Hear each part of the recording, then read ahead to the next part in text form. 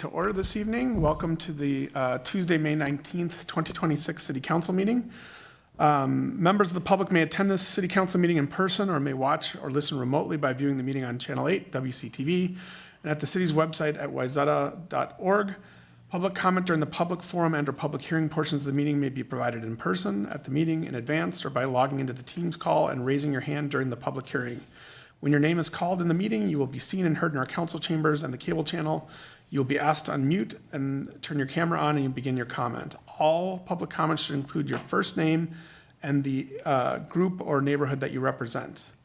Next on our agenda is the Pledge of Allegiance. If I could ask everyone to stand if they are able and follow along.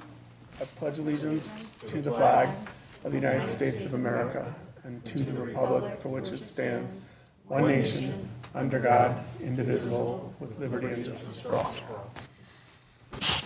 Thank you. The next item on the agenda is our roll call. Let the record reflect that we have 2 excused absences tonight. That would be Councilmember Plekish and Councilmember Cook, and we'll have 3 here for this evening. Earlier this evening, we held a workshop to discuss the following items. We had our initial discussion of the 2027 budget priorities and process for the balance of the year. That included a long-term staffing plan and report for new hires or additional hires, discussion of short-term rental ordinance, and a discussion of our future agenda topics for workshops. Next item on the agenda is to approve the agenda. I would need to have a motion to approve the agenda as presented, or does anyone want to make any changes? I'll move to approve that agenda as outlined, Mayor. Okay, thank you. May I have a second? Second. Any further discussion? Hearing none, all those in favor say aye. Aye. That motion passes 3-0. Next, we will move to our public forum. And as a reminder, those members of the public that are here tonight and are interested in speaking, please state your first name and the group you're representing and limit your comments to 3 minutes. If the item that you would like to speak about is on the agenda, you can fill out a form and hand it to our staff. If you're watching via Teams, please send a note to staff via chat and let them know what agenda item you wish to speak about. Again, we require our camera to be turned on when we speak. We do have 1 item for our public forum agenda this evening, which is an update from our Commissioner Marge Beard from Three Rivers Park District. Welcome, and thank you for being here. My pleasure. Thank you, Mayor, Council, and staff. It's my pleasure to be back here to give you an update on Three Rivers. So first, my name is Marge Beard, and I represent, I serve on the Three Rivers Park Board, and through that responsibility, I represent District 1. And District 1 includes most of Western Hennepin County, and it includes the residents of the city of Wayzata. That's what brings me here tonight. So at Three Rivers, our mission is to promote environmental stewardship through recreation and education in a natural resource-based system. And the key phrase in that is natural resources. So everything we do at Three Rivers is really nature-based. As an example, one of the things you will not see in a Three Rivers Park are ball fields. Ball fields tend to fall in the responsibility of cities or municipalities. So who is Three Rivers? So our park district was established in 1957 by an act of the state legislature. So we indeed are a standalone local unit of government. We are run by a board of 7 commissioners. 5 commissioners are elected. I serve in one of the elected roles. And we have 2 commissioners that are appointed from the Hennepin County Board. Our district includes suburban Hennepin County. So it's just what it sounds like. It's Hennepin County, with the exception of Minneapolis, because Minneapolis has their own park board. So we represent all of suburban Hennepin County. And you might say, well, Marge, I've seen your signage down in Prior Lake. That's not Hennepin County. We indeed have a multi-decade relationship with Scott County, and we operate their parks on their behalf. We have 27 parks and park reserves, 27,000 acres of land, which translates to about 42 square miles. And we have 175 miles of regional trail. And regional trail is typically those trails that are found outside our park. Some are inside, but most are outside. Right here in Wayzata, we have the Dakota Rail Trail is a great example. It's a 10-foot wide paved trail, and it has a yellow dashed line. So if you see the yellow dashed line anywhere in Hennepin County, that typically would tell you that's a Three Rivers trail, not a city trail. We have another over 380 miles of trails within our parks, and some of those trails may be paved, many of them are dirt trails. Some things that are cross-country ski trails in the winter are dirt trails in the summer. So I like to put on my hiking boots, I like the dirt trails. And we have 16 million visits a year, and if you think about it, it's remarkable because it is more than twice our state's population right here in suburban Hennepin County. Here we go. So back to natural resources. So one of the things we really focus on is water quality, very important to the residents of Wayzata. We hire nearly 100 aquatic invasive species inspectors each year to inspect watercraft in and out of various lake points. We're second to the DNR in the number of resources we put toward that effort. We have a lot of animals that we manage, as well as, I'll just point out in the slides here in the bottom right corner, that is the prairie at Crow-Hassan Park Reserve. That might be a park you're not familiar with. It's in Rogers. It's one of our parks. It's one of our largest parks. And it's a restored prairie. And it's the largest restored prairie in the metro area.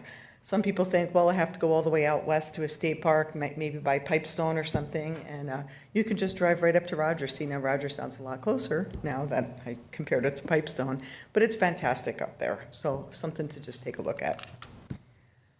But this is the year of the river. You may recall 2 years ago we had the year of bugs, and 2 years before that we had the year of birds. So when we have a year of, we actually celebrate what, this year we're celebrating the river, which means we have various speakers and education events, and we really focus on river and river knowledge and river health.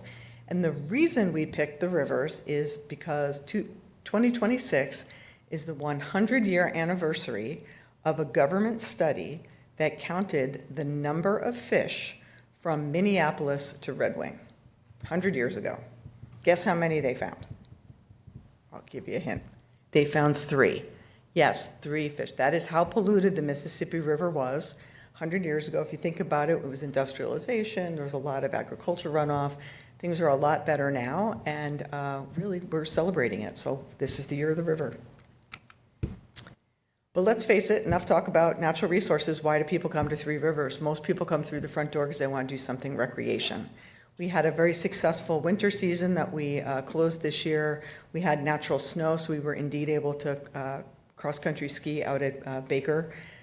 We do manufacture snow at Highland Park Reserve in Bloomington and Elm Creek Park Reserve in Maple Grove.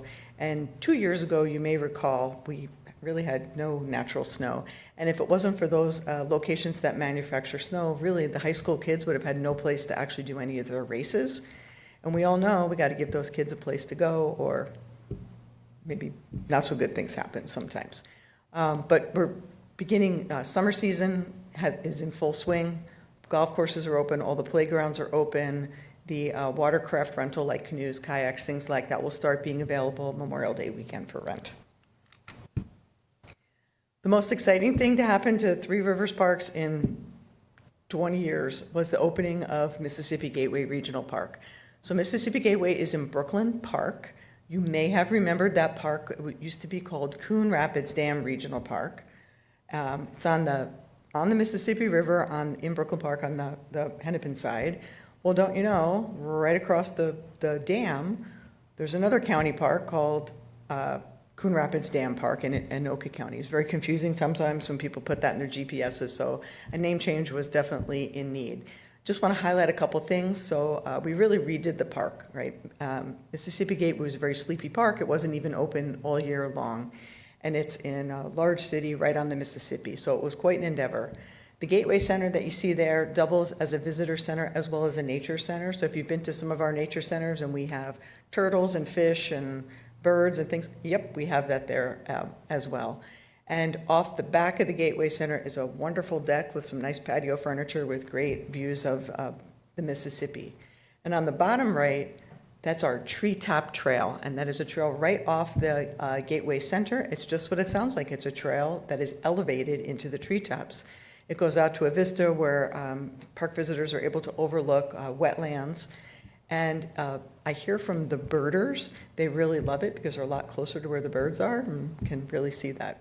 In the top right, that's the mini Mississippi, because the mighty Mississippi, as much as we're trying to get kids into the river to experience, aquatic life and all that, it's too rough for the tiny tots. So right in front of the Gateway Center, we indeed have a water feature called the mini Mississippi, and the little tots just instantly knew what to do and adapted to it. It's been a great feature.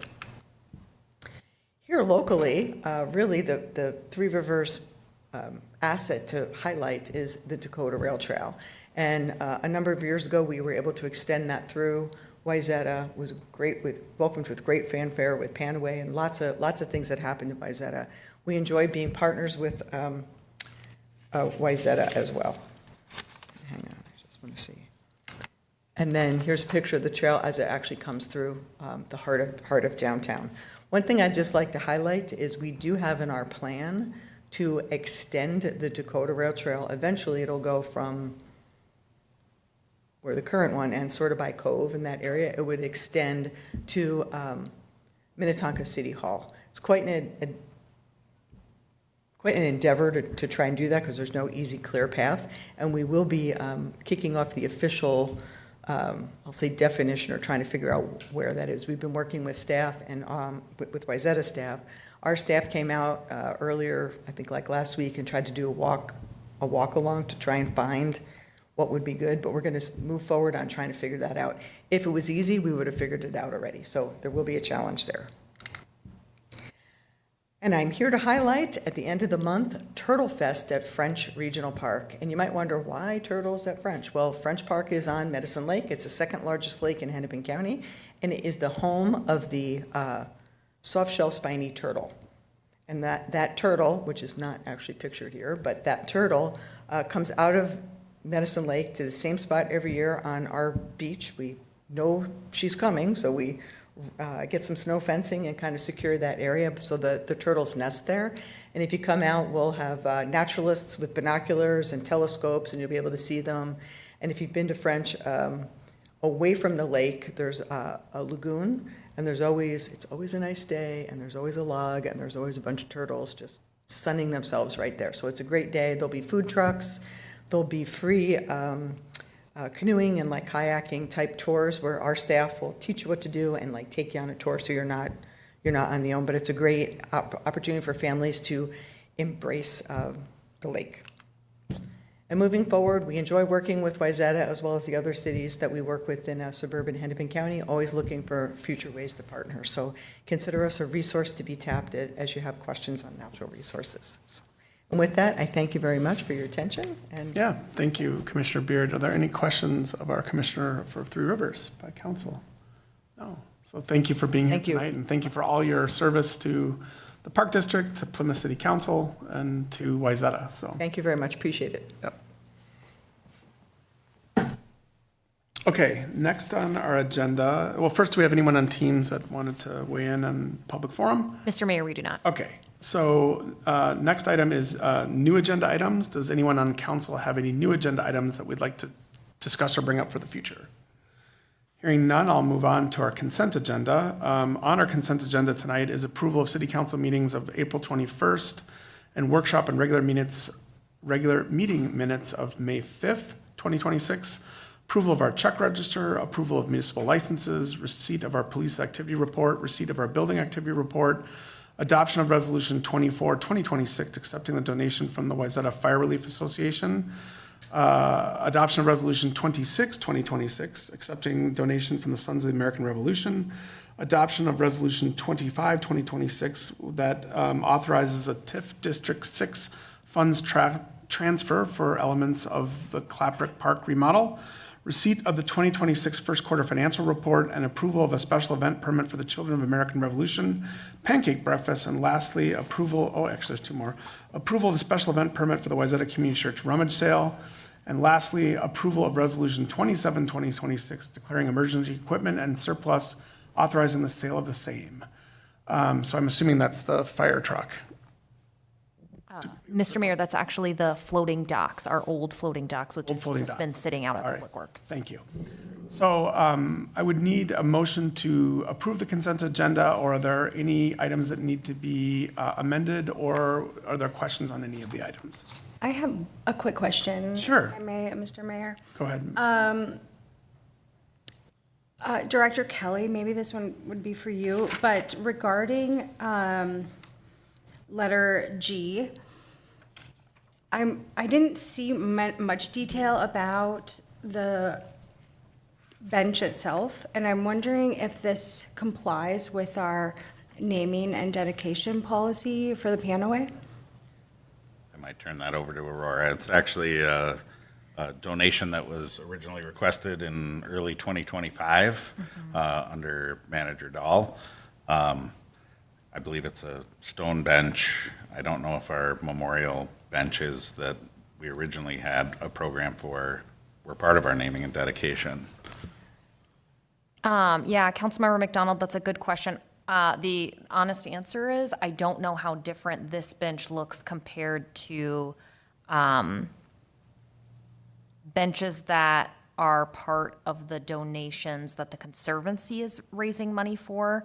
I mean, I know there are differences. I mean, this says Sons of the American Revolution on it. Obviously, that is different than what we would see from anything that the Conservancy helped fundraise for. I'd have to relook at our naming and dedication policy, I guess, to pull that up. I could do that maybe now, but I don't have an answer right off the. I love the spirit of it, and it's quite a thing to celebrate, but I just was a little taken aback by the logo, and that didn't feel like it had the spirit of that naming and dedication guideline. So I just felt if we require it of one, should we require it for everyone? That's a great question, Councilmember McDonald. I'm going to look it up. Okay. Yeah, I do know that our naming and dedication policy applies citywide, but the guidance on the physical construct of the asset that's being presented is probably not guided by that. So, but I bet actually logo might not meet that requirement for the citywide, because I think that is something we amended and discouraged as part of what we did not want to see. Felt very logo focused as Yep. opposed to celebratory, I and do recall that. Yep. Yeah, Mayor, I think there's actually a section of that policy that has to do specifically with things on Panaway. Is that right? And there's certain design standards associated with that? And then there's policies that affect citywide. Correct. Yep. Correct. Yep. So I can't find that right at this moment. So I guess what I would recommend the council consider is tabling action on this item tonight. So staff can make sure that those components are in alignment with that policy. That's what I would recommend since it's before you tonight. Would you be comfortable just directing staff to make sure it adheres to it, and if it doesn't, then bring it back? So we don't have to table it, or would you prefer to see it tabled and brought back for full discussion again? And I'm open to either. I just want to respect your request.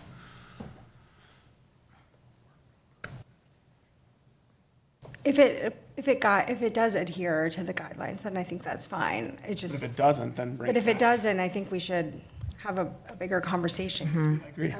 we've looked at those guidelines. I agree. We a lot don't of want times. to, we don't want to provide an exemption to something we just changed. Yeah. Right? And Mayor and Councilmember, I would point out that the resolution just accepts it. It doesn't bind the city to install it in any particular place, or we still have to abide by that policy. So I think it is okay to accept. I think the record will reflect that it's accepted subject to that policy. I would hate for them to order something and then Yeah. say, no, we can't put this out, right? So that would, okay.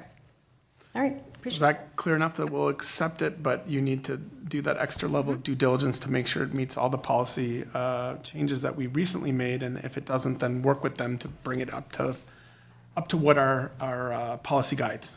Okay, good. Any other questions, or did that address yours? Okay, so then I would need a motion to approve the consent agenda with the record reflecting the guidance that we just talked about for this item of the bench. So I would accept a motion to approve the consent agenda now. Mr. Mayor, I'd make that motion subject to your comments. Okay, may I have a second? Second. Any further discussion? Hearing none, all in favor say aye. Aye. Aye. That motion passes. Next, we have public hearing. I don't believe there's any items for the public hearing this evening.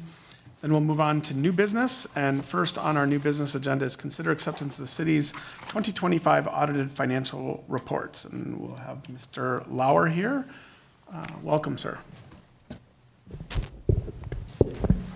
Good evening, Mr. Mayor, members of council. Thank you for making time for me on your agenda this evening.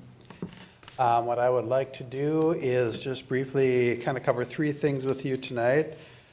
First of all, I'd like to kind of go through the audit process, what our responsibility is with regard to the financial statements that you just received in your packets this evening. Secondly, I will go through the opinions and the report letters that we issued as a result of our audit. And finally, I'll just spend a little bit of time going through some of the high-level financial results for the year under audit, which was, of course, 2025. So the first thing I will do is talk about what our role is as auditor. All of the information, the data, the disclosures, the footnotes that you got in your financial statements all comes from city management, and of course with the assistance of your contracted financial accounting assistant. We come in, do our audit, provide an opinion as to whether that fairly presents the city's financial position and results for the year under audit. As part of that process, because your audit is under government accounting standards, we're required to review and give a report letter on your internal control and compliance over financial reporting. And finally, because you are a Minnesota local government unit, you're subject to an audit of your compliance with Minnesota laws and regulations. There's a audit guide that the state auditor puts out for various local government units. We audit to that and issue a separate report on that and your compliance with that.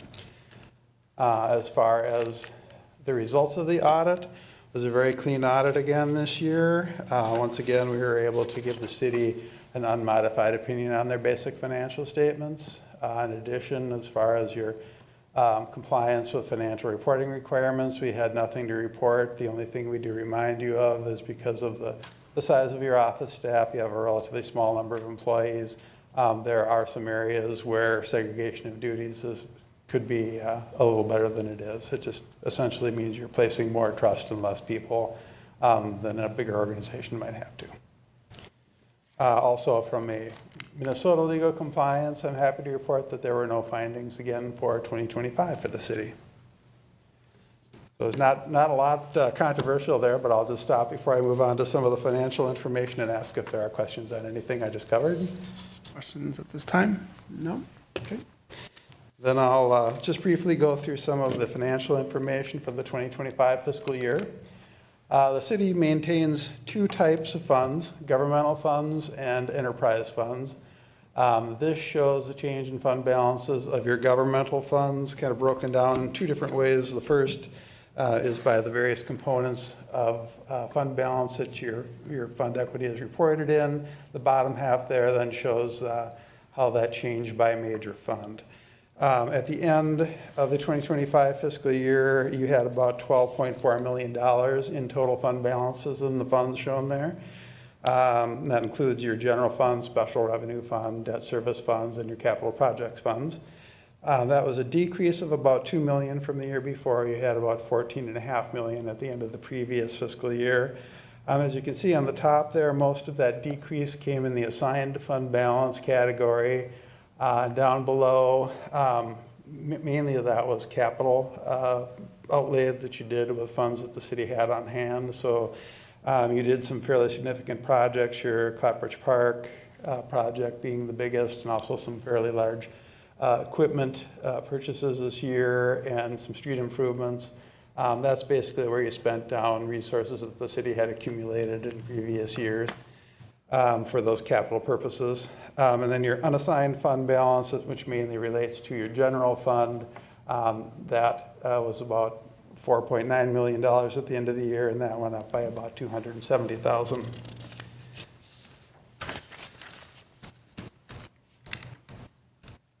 Drilling down then within those governmental funds, your general fund is the primary operating fund of the city. This shows a 5-year history of your total fund balance in the general fund. At the end of 2025, you had about $5.2 million in total fund balances. You adopted a balanced budget, and you ended up about $279,000 to the good compared to that budget. You actually had positive variances in both revenues being over budget, expenditures being under budget, and I'll dig into that a little bit further as we go along here. But those positive variances allowed you to transfer out about $677,000 more than you had projected in your budget to fund future capital needs of the city. You have a policy to maintain a minimum unassigned fund balance in the general fund equal to or greater than 40% of your next year's budgeted expenditures and transfers out. The city's been well in compliance with that the last 3 years. Your fund balance at the end of 2025 was almost 50% of your 2026 adopted budgeted expenditures and transfers out. One thing I'll just point out there, you see the shift between 2022 and 2023 in the elements of your fund balance.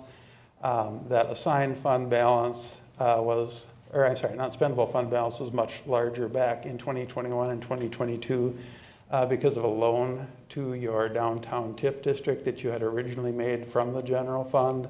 In 2023, you moved that loan to your water and sewer enterprise funds and out of the general fund, so it didn't impact your total fund balance, just the category it's being reported in there.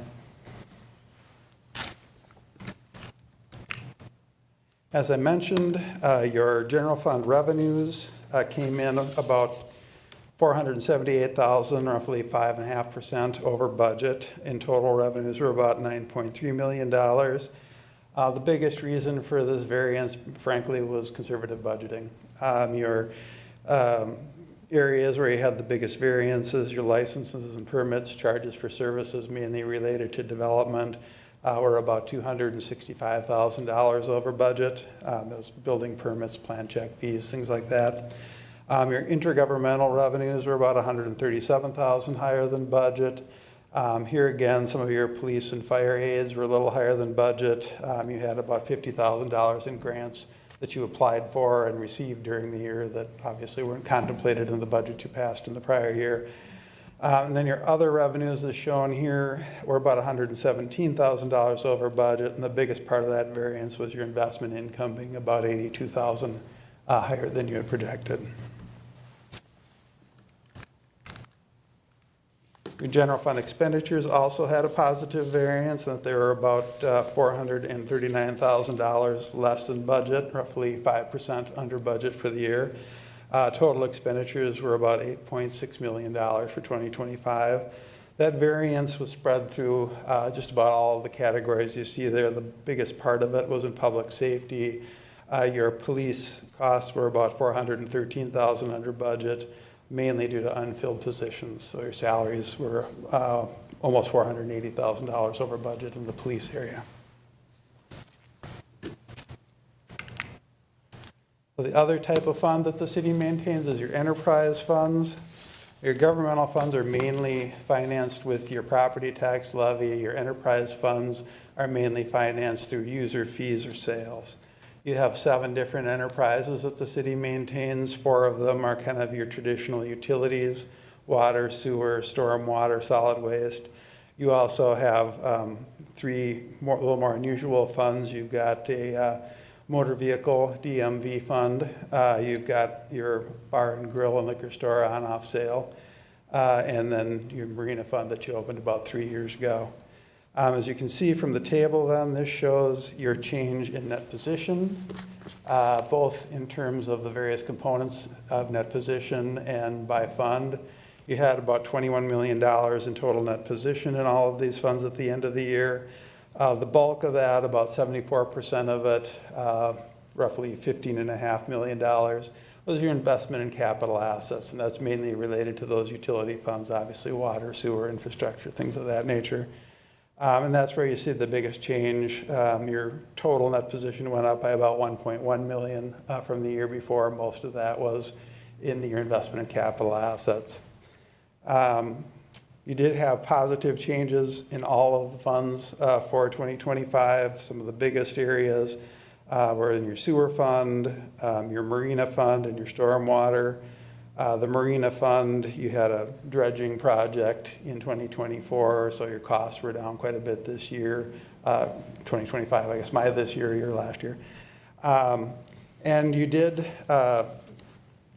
transfer about $661,000 then out of these funds. About $348,000 of that went to support your general fund operations, and about $313,000 went for capital purposes. The one enterprise fund I'll drill down on just a bit here is your liquor fund. As I mentioned, you do have both on and off sale operations. Your total gross sales for the combined bar and grill and liquor store was about $6.9 million for 2025. That was down a bit from the year before, about $213,000. The bar and grill was fairly stable. That went down by about $64,000, a little over 1.5%. Your liquor store went down by about $150,000, a decrease of about 4.5% on gross sales. You did have operating income then of about $266,000. Non-operating income, including interest and a few other things, of about $67,000. You transferred $220,000 out of this fund to support the general fund and ended the year with an increase of about $113,000 in net position. Then the last table I will go over with you is actually kind of a snapshot of the very first presentation in your overall financial statement document. This is called the government-wide statement of net position. This takes all of the fund information that we just talked about, converts your governmental funds to a full accrual basis, which the business type or your enterprise funds, that's already on an accrual basis. But for the governmental activities, you don't report within your fund financial statements long-term capital assets, depreciation, bonds payable, long-term employee benefits payable within the funds. So this presentation takes that information and adds in all those long-term factors to give you kind of a longer-term idea of where your net position is for those governmental activities mainly. So at the end of 2025, you had about $61 million in net position in your governmental activities. The $21 million in the business type activities relates dollar for dollar back to the enterprise funds we just talked about. And then one thing that isn't included within the city numbers, but it is in your financial statements, your HRA, because of the way it's legally structured, is considered a discreetly presented component unit. So there are fund statements in here for it, but it's reported separately from the city. Your HRA had a total net position of about $2.4 million at the end of the year. That was an increase of about $129,000, and that's mainly your tax increment districts. Right now you have kind of two major ones, your downtown and your Bay Center, I think are got the right names. So the only thing I guess I'd point out, once again, on the top third there, looking at the governmental activities, so you see most of the increase there, once again, was in that net investment in capital assets. Your unrestricted net position went down by about $1.7 million. And when we talked about the funds, we talked about that capital spending that you did. That's where you're seeing the capital or the resources that you had accumulated that were used for projects, equipment purchases are kind of changing which category that's getting reported in. So that's typically what I cover from a number standpoint. I don't know if threw a lot of things at you there, if there are questions on anything that I covered. Questions of Mr. Lauer? I just have one. I think you covered it, but in our licensing operations, it showed, net change negative.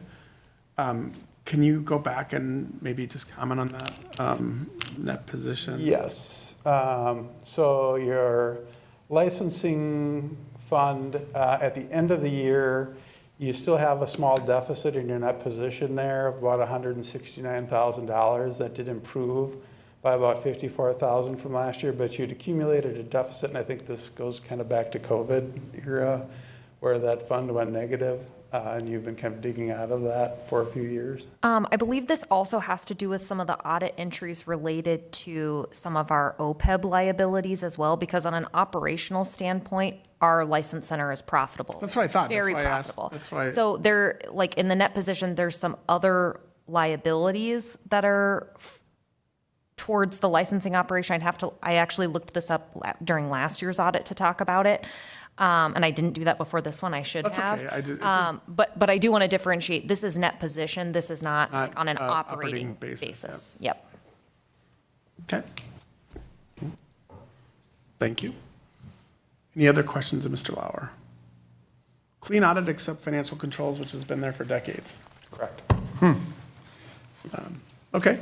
Well, thank you for your work, and anything you'd like to add, City Manager? The only other thing I'd like to add is thank you to Bill Lauer and his staff for working with our staff. But really, this is a month-long, incredibly intensive exercise and going through our financials. And so I really just want to recognize our finance manager, Pete Zimmerman, and our accountant, Aaron St. Cyr, for really leading the effort behind all of this work. Thank you, Mr. Zimmerman and his team. Okay, with that, I need a motion to accept the city's 2025 audited financial report. So moved, Mr. Mayor. May I have a second? Second. All in favor, say aye. Aye. That passes 3-0. Next on our agenda is consideration of a special event permit for the HIFI on the Lake concerts at Macanda Restaurant, 294 Grove Lane. And I believe we'll have a staff presentation, and I think the applicant is also here tonight, and so we will give them a chance to address this as well. Thank you, Mr. Mayor. I'll turn it over to Public Works Director and City Engineer Mike Kelly. Thank you, City Manager. Good to see you, Council and Mayor. It's been a while since I've been here. But tonight before you, we have a application for a special event permit, the HIFI on the Lake. The applicant is Macanda. I don't know why it's running by itself.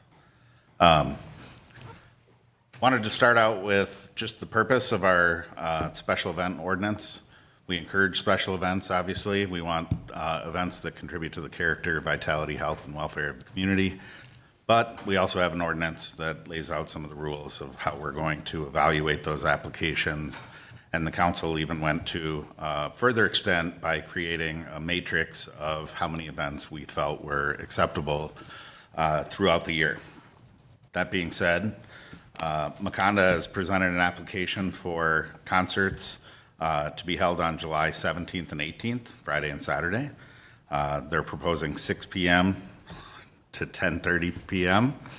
Approximately 1,000 attendees each night. I apologize that this has a mind of its own and is going to probably forward again. As they did last year, they plan to present some sort of electronic music. I know that the applicant will talk a little bit about, if you let them up there, about EDM and the music that they'll be presenting. They'll be presenting their concerts from the Boatworks boat launch, which is private property, as well as the depot parking lot, which is public property. They're proposing to meet the same conditions that were placed on the event last year. I've listed those here, including noise mitigation, an emergency plan, traffic control plan, additional public safety personnel, as well as notifying the adjacent properties. Here's a layout of the event, showing the main event and stage located on the Boatworks ramp, boat launch, directly adjacent to the restaurant. I'm sorry for that. As well as some additional bar area and standing room in the depot parking lot. A reminder of our special event requirements. These larger events, anything more than 500 participants, requires city council approval. Because this is a concert event, ticketed event, we also have a stipulation that there's a ticket fee that the applicant would be required to pay within 2 weeks of the event. The fee was established as the greater of $1 or 1% per ticket. As I mentioned before, the council approved a special event matrix, which lays out the number of events that were acceptable to the council for each month. This application happened to be the third of 3 applications for July, and our special event matrix limits the number of level 3 events to 2 in July. There's a note on the bottom. Our special event matrix and resolution also mentions that special events outside of these parameters may be approved by the council upon showing that the event meets all the criteria outlined in the ordinance, as well as not having a negative impact on other previously approved events. And with that, staff's recommendation, really based on our city code and the limitation of 2 events in July and 2 previously approved events in July, we're recommending denial of this particular special event. And I would stand for any questions you might have. Questions of staff at this time? Councilmember Sorensen? Yeah, so, Mr. Kelly, the recommendation of denial, is that, you just said it, I think, but is it solely based on the fact that it exceeds the two per July requirement? Yes. We've also, as I mentioned in my memo, we've received noise complaints over not only the Macanda event, but our Wham Fest that also presented EDM music, just with adjacent neighbors. And in this particular event, it's a little bit different from the Wham event in that the stage is oriented towards downtown rather than away from our downtown. So based on some of the negative impacts that we've seen complaints about, as well as the city code provision restricting the number of large events to 2, which we've already received 2 applications and approved 2 applications earlier this evening. That's the recommendation. Again, I wanted to throw the note on the bottom of this particular slide. That doesn't say that you can't approve it. It says you may approve it if you feel that it does meet the kind of the intention of our ordinance, following the rules of our meeting each of the requirements, paying their fee, providing insurance, any conditions you may put on a permit, all of those. So you may consider it, but just based on the letter of our law, I have recommended denial. So this may be a bit of an unfair question, but if it weren't for the restriction of the 3 events in July, what would staff's recommendation have been? I think we would have recommended that the application would have met the standards of application procedures. I think we still would have referenced the noise complaints that we've had in the past and probably recommended approval. Okay, thank you.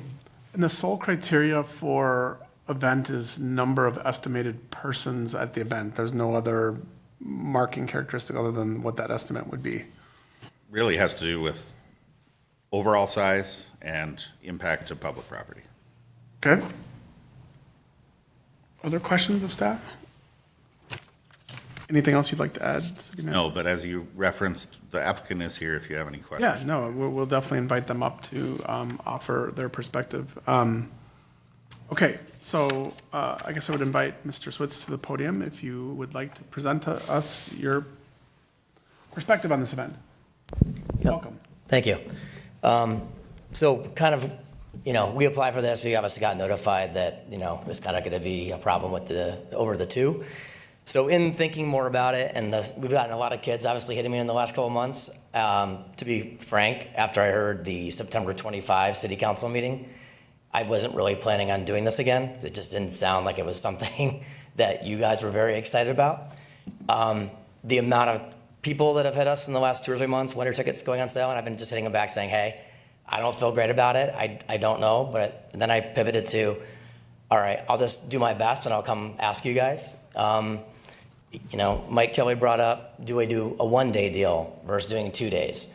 At first I was negative on that because there's a lot of cost and setup stuff to do that for 1 day, and everything kind of sits there for the whole weekend, and getting 1 day out of it seemed not exactly the right path. But I guess, my take on, I was going to bring a couple of things up, I guess, just to kind of highlight, and I'm not like really angling hard to get this. I mean, I'll throw out a couple different options. I'm kind of here because I think, there's a lot of kids. The zip code, 92% of the kids that went to that were a 55331, 55391. So I think I've heard a lot of stuff, like there's almost no one coming from Minneapolis to this event. The EDM thing, I don't know how best to let me, I come in here and start playing some songs, like Rufus the Soul, they're playing at Shakopee this year. It's indie dance music, okay? That's considered electronic dance music. I think there's a huge difference in that, and I think that I don't like getting put in that box that we're, coming and playing Diplo or, something else, right? So I think the other thing I want to highlight is there is the Palm Tree Festival. That started in West Palm Beach. Now it's in Montecito, the Hamptons, and Aspen. So I really, in my heart, think this is kind of cool for the city. We brought in people from Sweden. We have a guy in from France. I think it's something cool for the city. I think there's a lot of kids. There's probably about 482 Wayzata high school kids that feel pretty strongly about this. And obviously the Orno and the Blakes, the Bracks, the Minnetonkas, obviously. And my kids are 19, 21. So there's 18 to 24 of a bunch of kids, and I'm kind of here for them. Do they get one night? Do they get 6 hours to come out and have fun? And even though maybe everybody in this room doesn't think I heard, all right, country, I don't know what to say about it. This is what the kids are listening to. I think it's actually kind of ahead of its time, and it will be what they're listening to. And I think it's, I know the kids love going to Carver, County Fair. They love to come and see their friends. They like to hang out. I think we owe it to them to have 6 hours on one night. So I'm going to propose August 1st, Saturday, a one night. That gets past the July confliction. And so I'd ask the council to think about that if that's something that they would possibly think about. So that's really all I have. I just have a couple clarifying questions I just want to draw out is what were the hours that you were hoping to have the event for actual music? I think to make it really easy, 2 to 10. Just stay in the statute. I don't even need the 10:30. Okay. I think I'd just go a little longer and start earlier and make it more of like a block party kind of thing. Mm-hmm. Because if we're going to end at 10 and I'm going to charge the price to make the money back to cover the cost, I think that's we need a little bit of an opening time for some local people then to lead into the people that are coming in from around the world. Okay, and would you be open to one night any other time of the year, meaning maybe July? I don't know if there's support for that or not, but. Yeah, and the last weekend in July would be fine. This year's, again, these get tough. They're getting harder and harder because of these, obviously now with Shakopee. There's a little risk, obviously, to outdoor events, I think, a little bit, obviously, from that standpoint. And for us, I guess the other ask would be, what's the appropriate amount of time to ask you guys in advance? So this could get done, not haphazardly, and really, this puts a lot of pressure to even take the risk to do it. I'm not even talking to anybody like I was last time when I came in because I just honestly didn't really feel great about it and I didn't really want to fight for it, but I felt like that's not the right thing to do, to put on Instagram and say I didn't even try, right? So I wanted to at least be able to say I came in, I tried, they denied it, they passed it, here's the deal, I'm willing to edit it. I think the 10:30 was, again, I understand the neighbors. I wish a couple hours could go by where they could allow that to happen and not be so frustrated with it, but I get it. Any other questions of the applicant from council, just so we get it all out there? Ms. McDonald? Yeah. Mr. Switz, you mentioned that you watched the council meeting with Mr. Bourne on the Last year. Yeah, not this year. Oh, not this year. No, Okay. no. Well, I don't recall the specific feedback from 2025, but I would assume it's pretty similar to the feedback that he was given this year. Mm-hmm. And being a thoughtful person, you think you would have taken some of that feedback to heart and applied it to your own event, which I was disappointed to see that wasn't done. Mainly the length of the time of the shows and the start time, and also the orientation of the stage. Right. Some of those things I think could have been a little bit more thoughtful, especially if you've been kind of paying attention to what feedback we get. Having that stage point directly at the neighbors, up the hill, at the neighbors where I live, so I know how loud it actually is. For asking for 4.5 hours times 2 on a summer weekend, that just didn't seem like, my first instinct was, oh, he didn't catch any of the feedback we gave. No, I get it. No, I did. The orientation obviously is more for the backdrop. Right. Well, I Literally get all of it, that, honestly, but- right? Like, that's the thing. And then it goes on the lake, which is, then that's a problem for people too, but yeah. Yeah, so, as this is presented, I'm gonna have a hard time supporting that without any of those considerations made to the residents. Sorry. Okay. Any other questions of the applicant? Okay, hearing none, I will bring it back to the council for discussion. I guess, we already have one point of view, right? Which, thank you for that, Councilmember McDonald. I'm hard pressed, given the new information that was presented, to outright deny this. I think there is some flexibility here that was expressed by the applicant that at least deserves full consideration by a future council, i.e. the change of the date, moving it to one night. And I think I would feel more comfortable having the full council weigh in, and if, see where that lands. So I would be supportive of an adaptation to this proposal, and I'll leave it at that. Okay, so, Mr. Mayor, your suggestion is that maybe we table this? I think so, because Okay. there's new information that was presented Yeah. around a flexibility of a date that wouldn't trip the rule. And since we Right. approved 2 other events on consent, I just feel out of fairness to the applicant, and that we give it full consideration with the new information. Yeah, I was looking forward to this discussion because actually I came here uncertain as to how I might come down on this issue. So the conversation has been helpful, both with staff and with the applicant.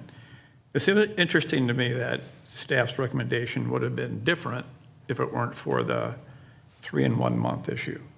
And the other 2 that are conflicting, I think, aren't probably typical to what we might think would cause an issue to have 3 and 1 month. I mean, the Rummage sale at the church and the Pancake breakfast on 4th of July. I also thought, well, what's going on this summer and how much disruption is it to our downtown community? And we have the art festival in June. Correct. We have 4th of July. There's a lot happening on the 4th. You're suggesting July, but maybe flexibility to move that a bit. And then we've got J.J. Hill Days in September. So it kind of fit in rhythm a bit to me, where it wasn't really close to something else. So I guess I would give it consideration also. I mean, I think you're being very frank and open with us about how you're viewing this, and I And I'd love your appreciate feedback that. too, to what are the hard no's. I listened to the call, so I get it, Yeah. but there's certain, I I don't want to be guess disrespectful, that's not what it is. It's, the whole backdrop of the lake is what makes it special. Facing it up by the railroad tracks and having kids have their backs to the water, I think that's like security, that was my take on it. It doesn't mean it's right, but it felt like that's the whole point, is to have the beautiful backdrop of the water. I get it. So Yeah. that was just, and then the hours, all right, if it's 3 or if it's too many hours, if that's, I guess I was thinking during the day, it's not such a big problem, but I don't know. So I guess I don't know all the ins and outs of every single detail, but yeah, that's how I was coming at it. Just I mean, I do appreciate your willingness to consider 1 night, because I think that's an important issue. If we could kind of narrow down a date and then timeframe we're talking about with 1 night, it would be, I think, more favorable. Then the other thing I'd maybe ask staff to think about more is, from what we learned last year, what other restrictions might we want to put on this to deal with some of the issues? So I'm supportive of tabling this, Mayor. And I think we're talking about all the right things to maybe get to something that makes sense, but I think tabling would make a lot of sense. The only other comment I would make that I think is a compelling part of your argument, and I know there's a counter argument to this, is I did attend this last event. Others did as well, but it did strike me how many local kids were there and their parents. And that's a reflection of, a stakeholder group that we don't always pay attention to here. And if if not given a safe way to participate in their own community, then they find other places to go. And I don't personally, only speaking for myself, want to give an opportunity for youth events, even if it upsets other stakeholders from time to time. It's a fine line of how many and how frequent and how often, and that's for us to find that balance. But I think of, like, if history was written, like, music trends change, and EDM 10 years from now could be like, well, what do you mean? That was once controversial. I mean, and so I have some empathy for those kids and finding a safe place to have an event. And actually, I was surprised how many of their parents actually went along with them. That did surprise me. Yeah, we had a lot that were watching their kids from the, that area. And, like I said, and the reason for the timing too is, like, June, the weather is really iffy. A lot of graduation parties. The Breakaway Festival now came exactly on, and again, I actually don't like having the streets closed down for that doesn't do us any favors as a business either. So, I came, actually, the chamber was like, well, why don't you do it on a different day? And I was like, oh, I didn't even know I could, right? So that's what made me kind of pivot to think a little bit differently about it, and then I kind of opened it up. And the reason why I don't want to go really far into August is most of the people go back to college and aren't there, and I don't know if I can sell enough tickets. That makes sense. sense. So that, just to understand the timing on this, is really around, these are Minnetonka, Wayzata, Orono, these are all the kids around the lake, and they're either graduates, just graduated, or they're in school now and have heard about it from their brothers and sisters. So, like I said, I'm looking for one day out of the whole year. If it's 6 hours, 5 hours, 7 hours, you guys guide me on what you think's appropriate. It's not going to matter that much at this point. That's just what my ask was. And I didn't ask for the 10:30 because I know that I was being respectful that when it gets above 10, that's the time that people get a little bit more critical. Yeah. Ms. McDonald. Just a clarifying question for you, mayor, staff, or maybe even the applicant. So if we table this tonight, is this going to look differently? Because it gets a little tricky when you're studying something, considering the neighbor, the community feedback, how it's going to affect businesses, how it's going to affect downtown, and then up here on the dais, it just changes. So I find that really difficult to give it a proper consideration as someone who, we're elected to represent. It's not about me or my taste in music, but so when this comes back to us in 2 weeks, are we tabling this item, or are we spitballing from the dais trying to figure out, like, what's going to be the ask? Well, to be fair, I mean, when we went through the evaluation of the fall James J. Hill days, we gave that applicant a similar consideration, right? Their application didn't have every detail in it, and we gave them a chance to adjust their presentation that would make it acceptable, and that ended up in a 5-0 support. And I respect where you're coming from, and so I guess to identify where I think your concern is, I would want this proposal as tabled to reflect the changes that were presented tonight, so that we have a full picture of what the options were. So that as we look at it again, it's like, okay, there's a flexibility on the date, there's flexibility on the number of days, so that we could make an informed decision, at that time. And Well, could I make a request that Sure. those changes are in front of us beforehand, and so we're all clear on what it is, because as I read this, I thought this applicant isn't taking into consideration the feedback we've received from these events for 3+ years now, and so I just would like it to be a bit more clear. If it's one day, are we going to move the stage? Are you going to point in a different direction? It just feels like there's a lot of unknowns. Understood. I think that's a fair request. I mean, what you're asking for is just more specifics to what was reflected in the record tonight. And prior meetings. Yeah. Okay. Is that clear to staff and to the applicant? So we'll reconsider this 2 weeks from now, right? In a tabled fashion. I don't know what conclusion we'll reach, but at least I want to give you fair due process as we did the other applicant for the fall one. And I'm motivated by the flexibility that was presented here tonight that gives us options for consideration. So with that, I would accept a motion to table tonight's agenda item. Who would like to make that motion? I'll make that motion for you, Mr. Mayor. May I have a second? Second. All in favor, say aye. Aye. So that tables. Thank you for being here. One quick question. So what should I prepare? So should I send you guys like a, I would work with Mike. and do you guys have a preference on July or August? I guess that's everything. I mean, what is something, so I don't want to propose, I'm flexible on the last week of July, but I don't want to heat on that ordinance that is like legally, there, that I know Yeah, you no, I guys can think overrule, what but I would recommend you do is just as you did tonight. So the options for the dates are X and Y or X, Y, and Z. The options are 1 day or 2 day. These are the options that I would accept on timing. And that's exactly what the applicant did for Wham. And I think that's what got us, or I don't know what it's called, that's not called Wham anymore. I apologize. It's called the Concert for James J. Hill Days. We afforded some flexibility in that applicant from the dais. So I want to be consistent with it. And if it doesn't pass, it doesn't pass. okay, thank you very much. All right, thank you for that. Next is city manager's report. Thank you, Mayor and Council. For my update this week, I really just want to recognize and thank staff and community for coming out to a number of community events we had really within the last week. So Thursday last week, there was kind of a Clapbridge Park celebration launch with Wayzata Community Ed. It did get rained out I was going to say, till the rain came. at the end, but there was a lot of great community and families who came out to celebrate and enjoy the park. And then also this weekend was Dig It Day, and so I want to thank all the volunteers who participated in that, as well as our first, I think the first ever historical trolley event. So I want to recognize the Heritage Preservation Board for planning that, and to the Wayzata Historical Society for their participation in making that event a success.